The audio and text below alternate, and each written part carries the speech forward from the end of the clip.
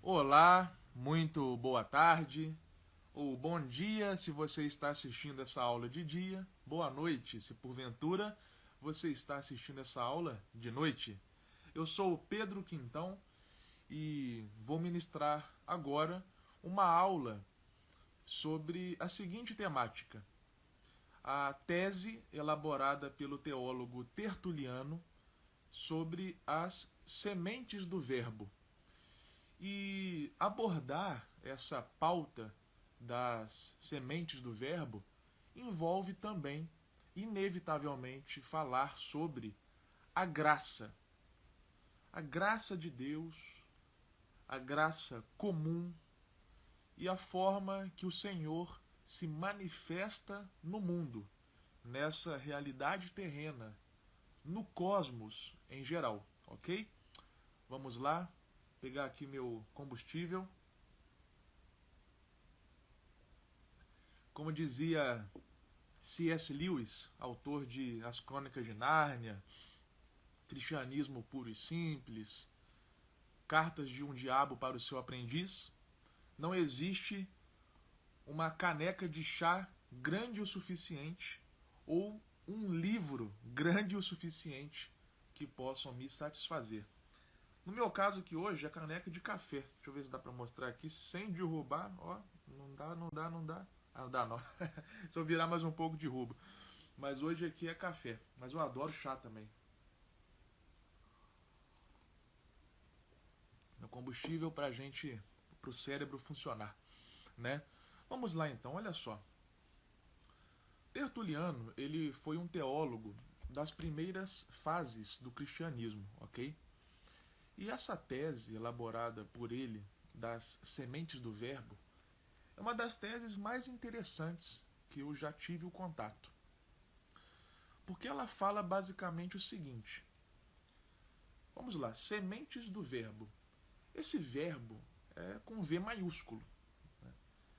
Quando Tertuliano utiliza esse termo verbo, ele está se referindo a Jesus Cristo. Por que verbo?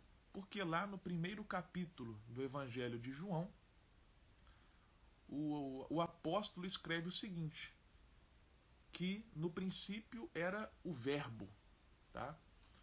Verbo, no original grego, né, o idioma o qual o Novo Testamento foi escrito originalmente, esse termo verbo é logos. Tá? E esse termo logos, ele é muito caro para a filosofia grega. Porque homens como Heráclito, por exemplo, eles diziam que o universo, o cosmos, possuía um princípio originário e regulador, ok? Ou seja, o cosmos, o universo, não era obra do acaso. Não veio do nada e por nada. E não estava também legado às circunstâncias ou à mais pura sorte. O universo não estava legado à mera fortuna. Homens como Heráclito afirmavam que o universo, o cosmos, tinha uma origem, tem uma origem, né? E também possui um princípio regulador, ou seja, algo que dá ordem às coisas.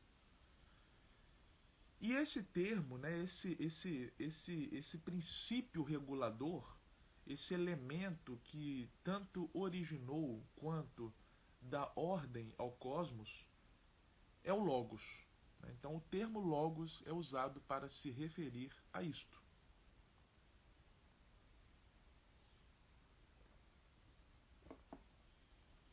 Então, quando o apóstolo João ele diz que Jesus é o logos, então ele está dando nome aos bois, certo? João está dizendo que esse logos, que os filósofos gregos apreenderam mediante as faculdades cognitivas, esse logos que deu origem ao universo e fornece ordem a este universo é o próprio Jesus Cristo. Este Logos tem nome. Este Logos é uma pessoa. Não é algo abstrato. Não é algo desconhecido. Ok? Então é muito importante a gente fazer essa leitura minuciosa das Escrituras. Porque, como eu disse e ressalto, quando João diz que o Logos é Jesus, ele está afirmando basicamente duas coisas. Primeiro, esse Logos não é desconhecido. Tá? E segundo, esse Logos não é abstrato. Desconhecido porque poderia falar, olha, tem um princípio regulador, né?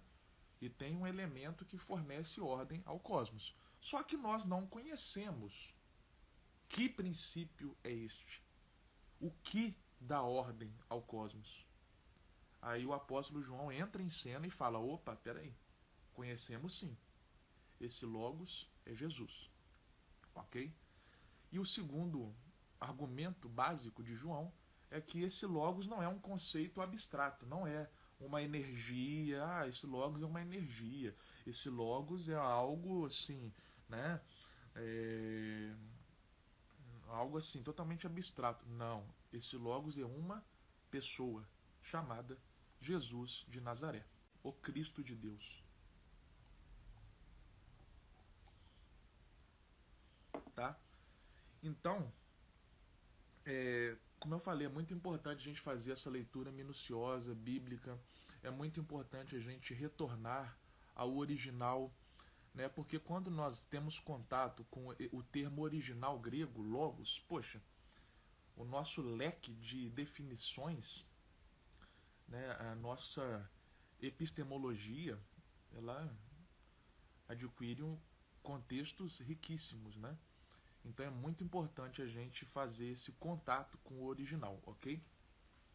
Mas, como eu estava dizendo, então hoje nós vamos abordar nessa aula sobre a teoria de Tertuliano acerca das sementes do verbo. Eu estava falando sobre o Logos para explicar, né, o porquê que Jesus Cristo é conhecido como o verbo.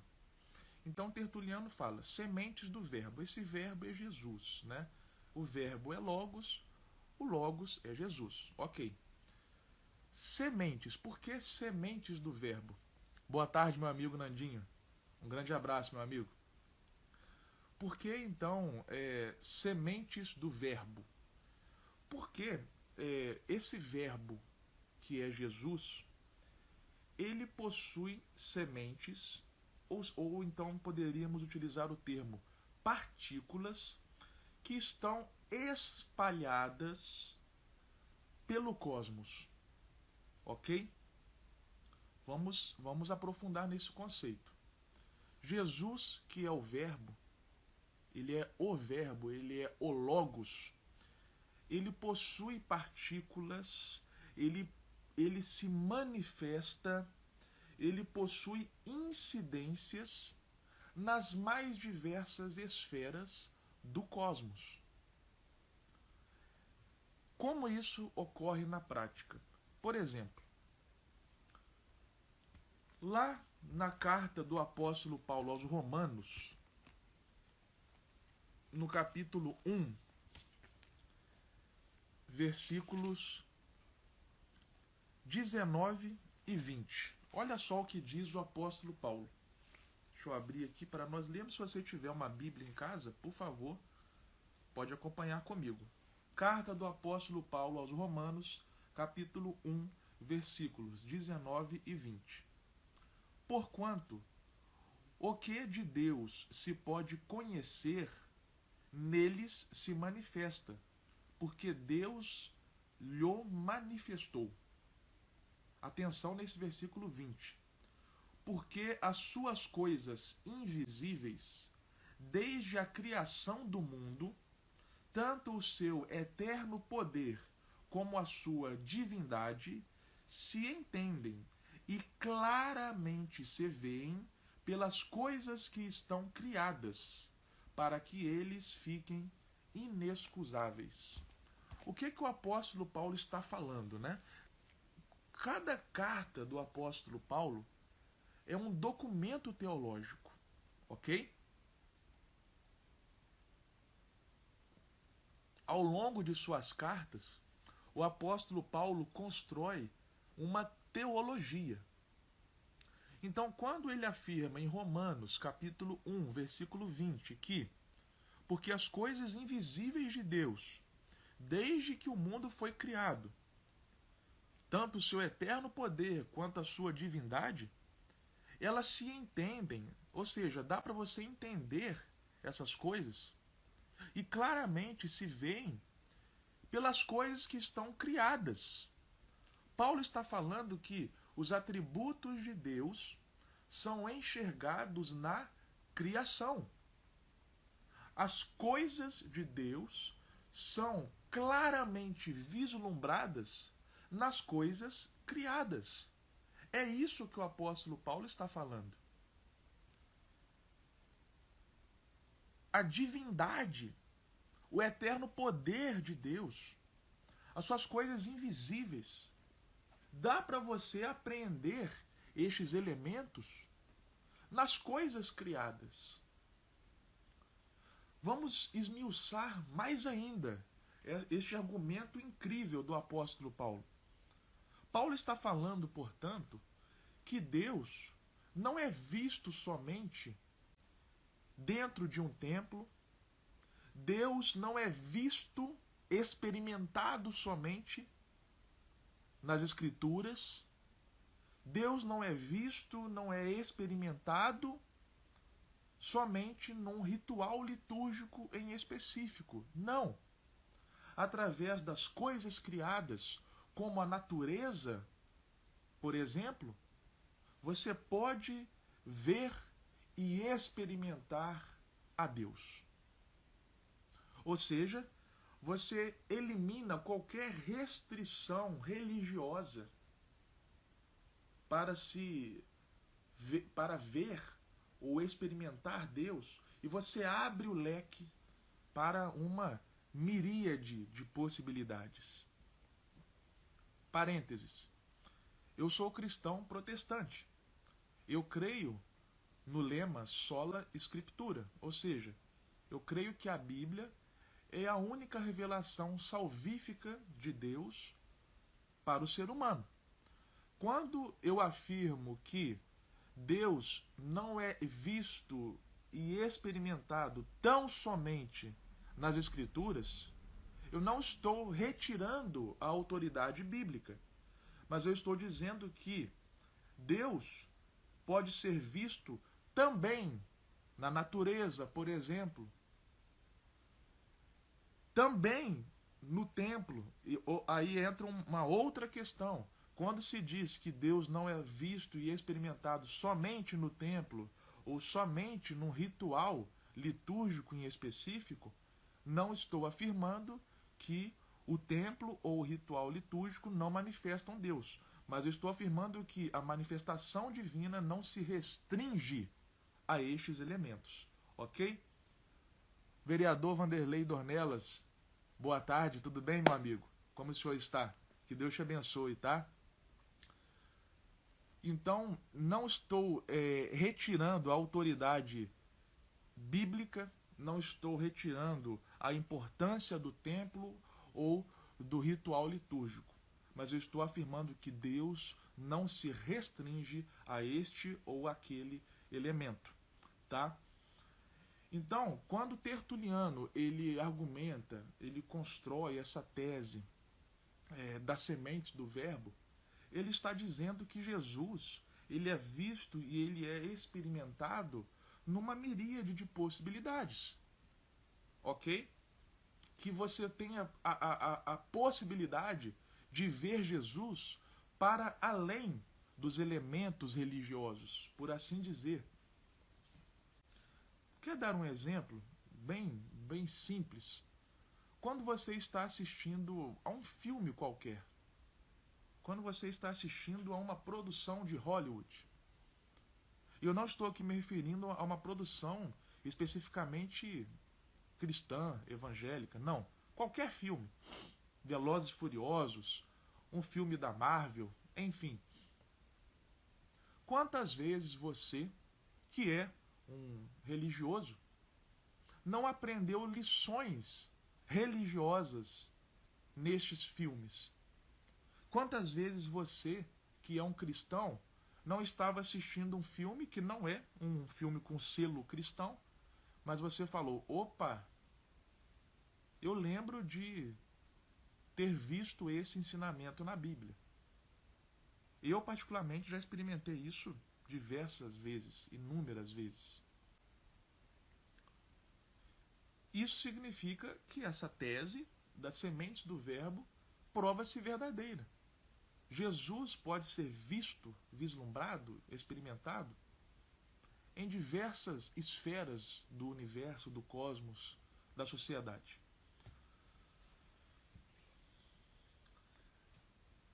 Este livro aqui é muito bom. Livro Inteligência Humilhada, do teólogo, filósofo e pastor Jonas Madureira. Tá? Indico para vocês.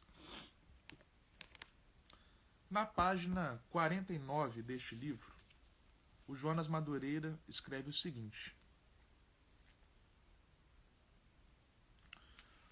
por causa da superestimação das capacidades intelectuais, um cristão pode realmente argumentar que, no presente estado da vida, ele é capaz de acessar a verdade total e exclusiva sobre a realidade divina, acreditando que apenas os cristãos são capazes de dizer algo verdadeiro sobre Deus.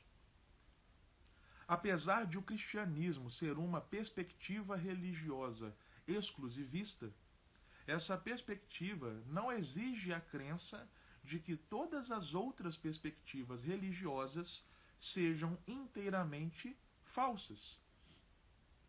Em Cristianismo Puro e Simples, C.S. Lewis diz algo que vale a pena considerarmos. Se você é um cristão, você não precisa crer que tudo nas demais religiões é simplesmente errado. Se você é ateu, então, sim, você tem de crer que o ponto central de todas as religiões do mundo não passa de um enorme engano. Mas, se você é um cristão, você é livre para pensar que todas as demais religiões, mesmo as mais excêntricas, contêm ao menos alguma alusão à verdade. Quando eu era ateu, tinha que procurar persuadir-me de que a maior parte da humanidade sempre se enganou no ponto mais importante. Quando me tornei cristão, pude ver as coisas de modo mais abrangente. Contudo, o cristão tem de admitir que, nos pontos em que o cristianismo diverge de outras religiões, ele é verdadeiro e as outras religiões são falsas. É como em aritmética.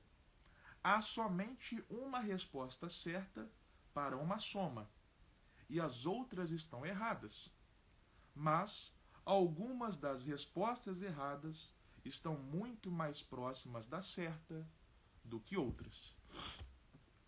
O que o autor está argumentando aqui é o seguinte: os autores, no caso, o Jonas Madureira e o C.S. Lewis, que nós cristãos, não temos que cair na presunção de achar que tão somente nós vamos aprender a verdade. Até o Jonas, ele usa aqui o seguinte termo, capaz de acessar a verdade total e exclusiva da realidade divina, sobre a realidade divina.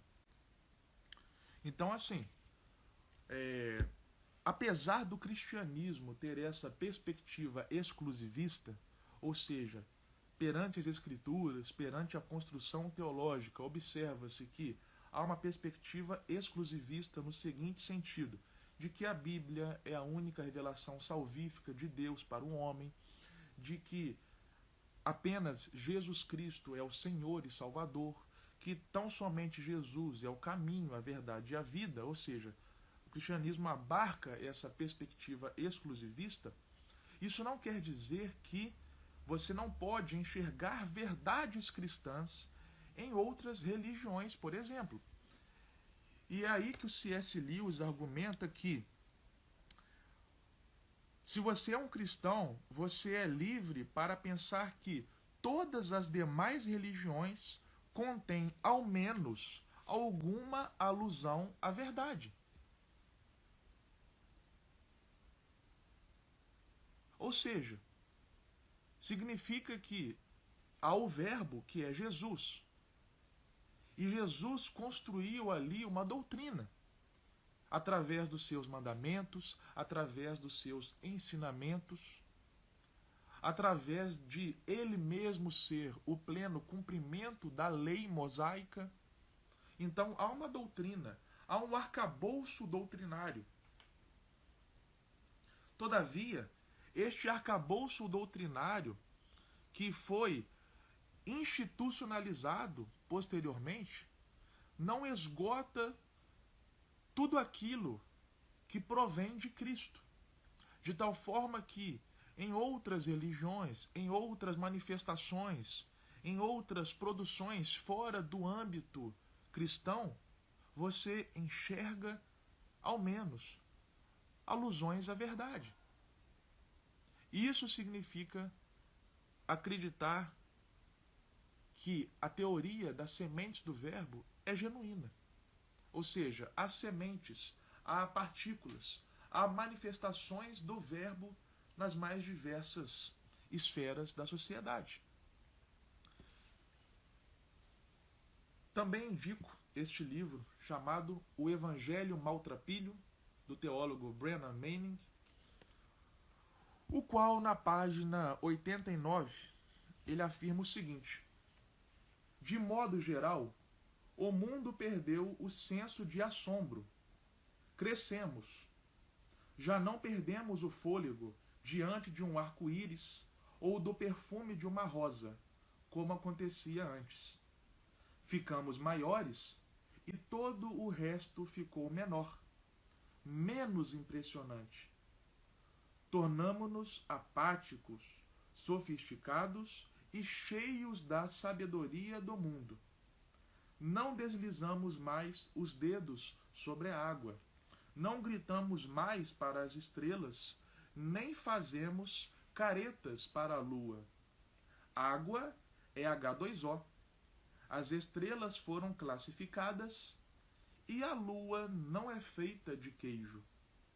Graças à televisão via satélite e aos aviões a jato, podemos visitar lugares que, no passado, eram acessíveis apenas por Colombo, Balboa e outros exploradores intrépidos.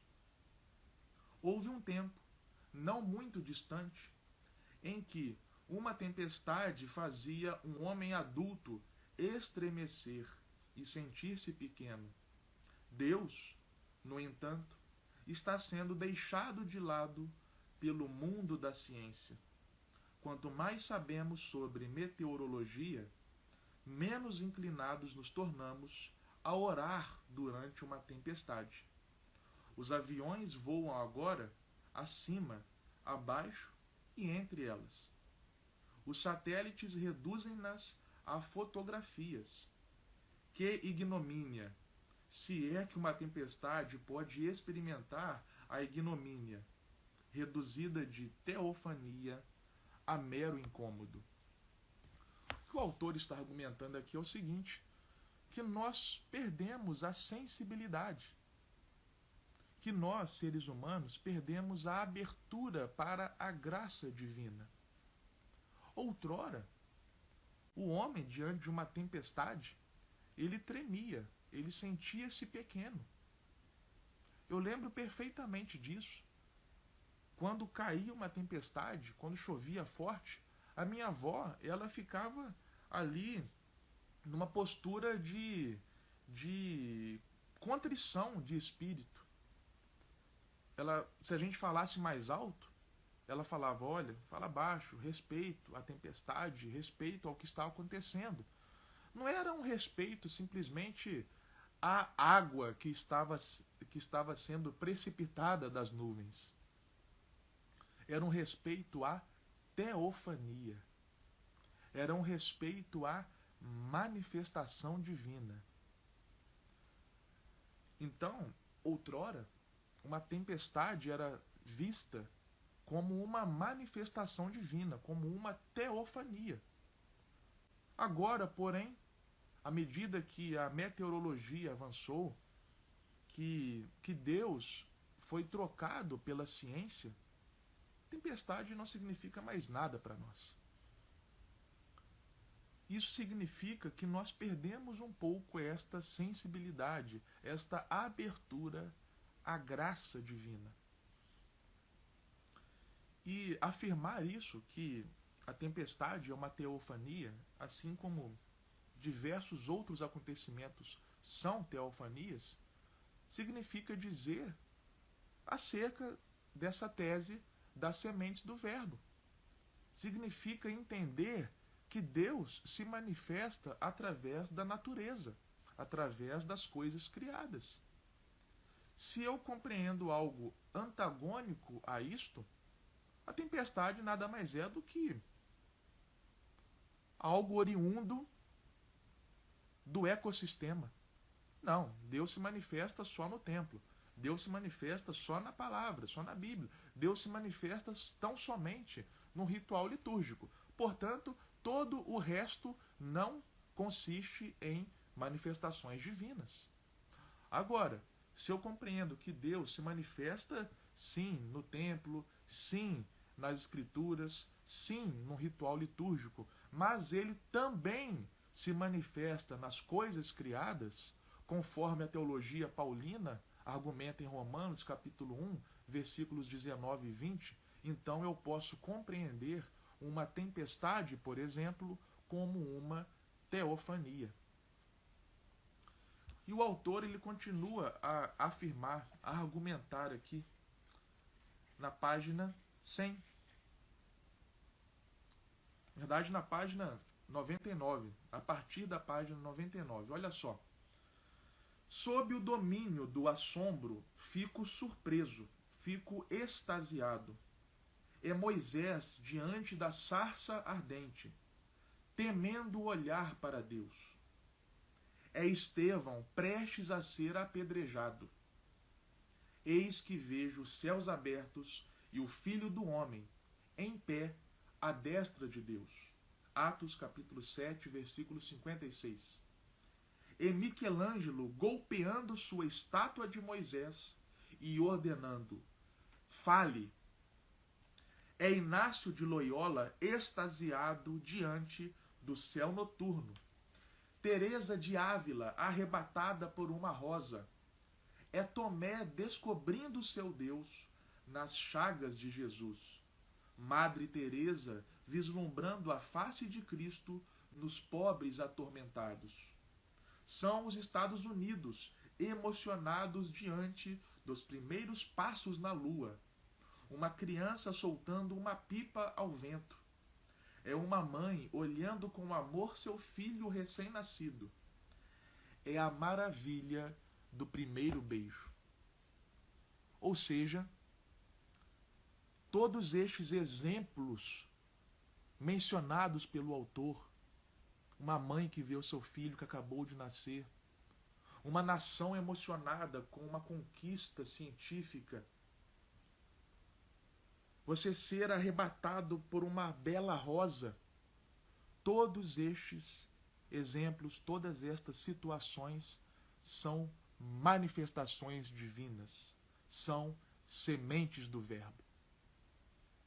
Se nós compreendermos isso, nós vamos viver com mais sabor.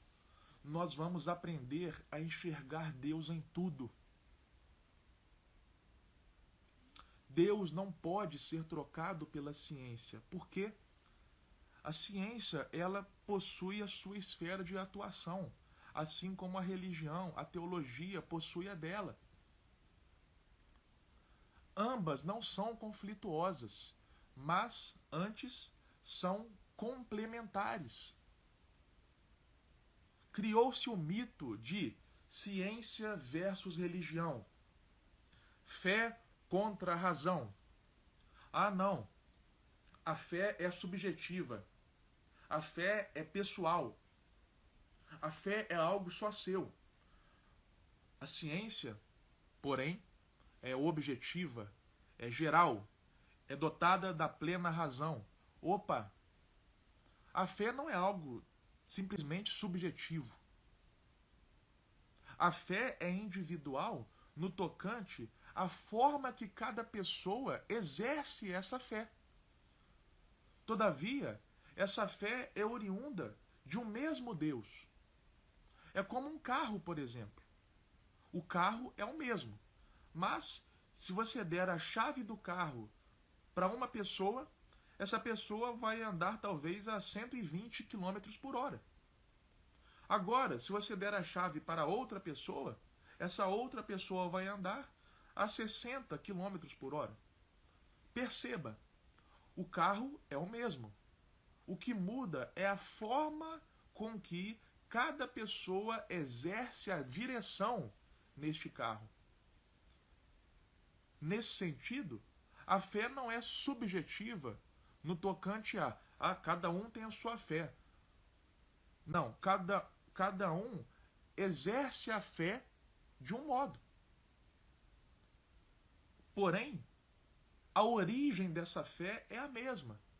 E a origem dessa fé é o Logos, é o princípio originário e regulador de todas as coisas.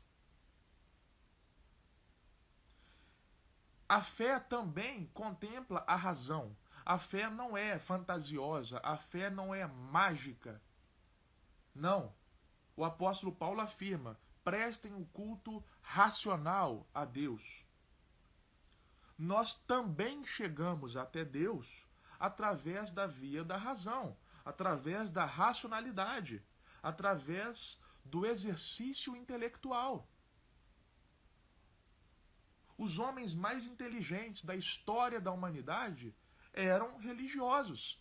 Isaac Newton, Tomás de Aquino, Agostinho de Hipona e tantos outros. Então, isso significa que a religião também contempla a razão. Isso significa que a fé não é meramente subjetiva no sentido de que cada um cria a fé que quiser. A fé não se restringe a elementos que não são imbuídos de racionalidade. Não, a fé também contempla a razão. Então não existe esse mito de fé versus razão. Não, estes dois elementos são complementares, ok? Meu amigo Vinícius Chuchu, meu querido amigo, um grande abraço para você. Que Deus te abençoe, tá? Tampouco existe esse embate entre ciência e religião. Cada qual tem a sua esfera de atuação. A ciência possui... A ciência é dotada de racionalidade, sim, mas a religião também. Ser racional não se restringe ao método empírico, ou seja, ao método de você ir no laboratório e fazer experimentos e comprovar coisas através de experimentos. Se fosse assim, gente, a filosofia estaria morta. Porque a filosofia não consiste somente em ir no laboratório e fazer experimentos. A filosofia consiste em observar o cosmos.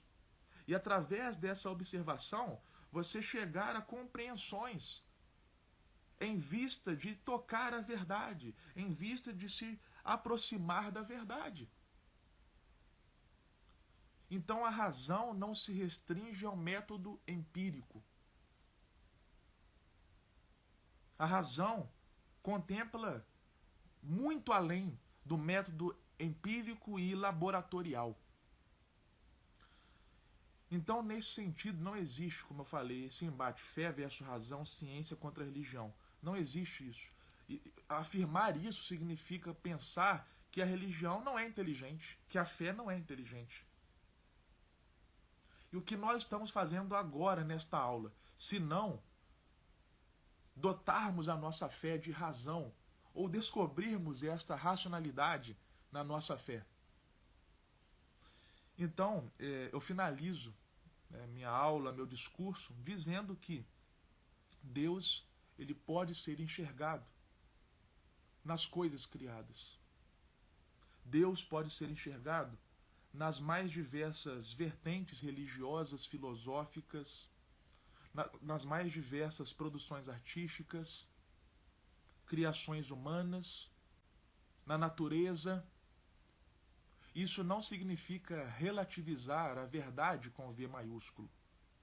Porém, significa compreender que essa verdade nos transcende, é muito maior do que nós, vai além do cosmos. E, como dizia o dramaturgo inglês William Shakespeare, existem mais mistérios entre o céu e a terra do que imagina a nossa vã filosofia.